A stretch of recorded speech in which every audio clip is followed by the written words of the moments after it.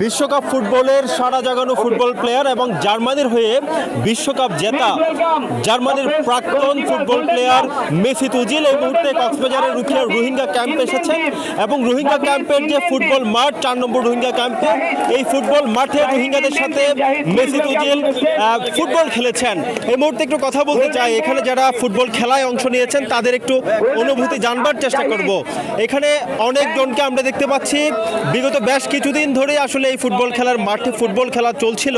আমরা এই মুহূর্তে একজন ফুটবল প্লেয়ারের সাথে কথা বলতে চাই। লেভেলের প্লেয়ার হওয়ার খেলা ভাই জুমদি এখন আসেন আসিল আল্লাহ হাসে বেশি বেশি শুকরিয়া করি আর আয়ো গোলা হাত মিলে ভাইজি কথা হই ভাইজি আর এ গরমাতি ম্যাচ খেলে ভাইজি অল্প টাইম হলেও কোনো সমস্যা নাই, কিন্তু একখান তোমার একখান আশা আসছিলেন দিলা আল্লাহ ইয়ানা ফুরা বুঝা আল্লাহ হাসান আল্লাহ লাখ লাখ শুকরিয়া আসসালামু আলাইকুম।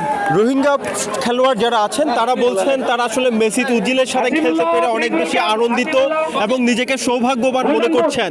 বিগত বেশ কিছুদিন ধরে আসলে রোহিঙ্গা ক্যাম্পের এই মাঠে ফুটবল খেলা চলছিল। গতকাল ফাইনাল খেলা অনুষ্ঠিত হয়ে গেছে এবং এই খেলায় যারা রানার আপ হয়েছেন বা যারা চ্যাম্পিয়ন হয়েছেন তাদেরকে এই মুহূর্তে এখানে পুরস্কৃত করা হচ্ছে এবং মেসুত ওজিল সহ যে তুরস্কের প্রেসিডেন্ট পুত্র এসেছেন তারা তাদের হাত থেকে আসলে কৃতি ফুটবলার বা রানার আপ এবং চ্যাম্পিয়ন যারা হয়েছেন তারা পুরস্কৃত হচ্ছেন, সেই ধরনের চিত্র আমরা দেখতে পাচ্ছি।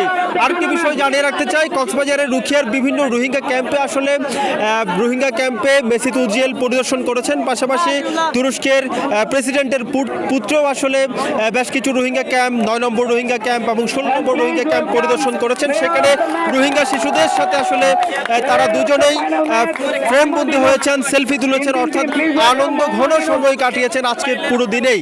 আজকে এই প্রতিনিধি দলটি সকাল 11টার সময় প্রথমেই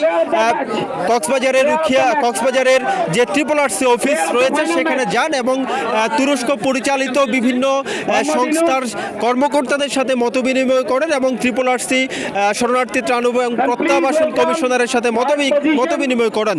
পরবর্তীতে যখন প্রেসিডেন্ট পুত্র যিনি এখানে এসেছেন তিনি সাংবাদিকদের ব্রিফিংয়ে জানিয়েছেন রোহিঙ্গাদের পাশে আসলে তুরস্ক 2017 সালের পর থেকে আসলে মানবিক সহায়তা নিয়ে পাশে ছিল, ভবিষ্যতেও থাকবে, তবে রোহিঙ্গারা যাতে নিজ দেশে অচিরেই দ্রুত সময়ের মধ্যে ফিরে যেতে পারে সেজন্য আসলে আন্তর্জাতিক সম্প্রদায়ের প্রচেষ্টা অব্যাহত থাকা প্রয়োজন বলে আসলে প্রেসিডেন্ট পুত্র সেরকম মন্তব্য করেছেন।